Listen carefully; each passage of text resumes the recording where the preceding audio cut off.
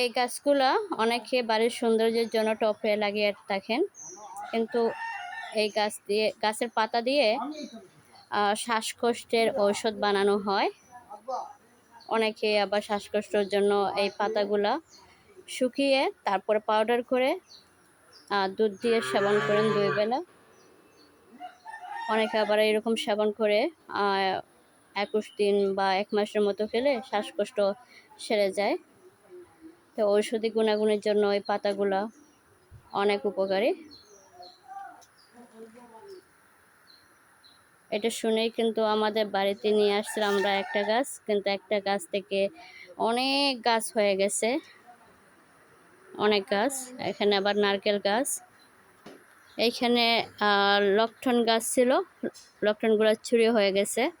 আমরা সিলেটিরা বলি বুবি, যাকে আমরা বুবি নামে চিনি, ছুরি হয়ে গেছে, যার জন্য এখন একটা বুবিও নেই।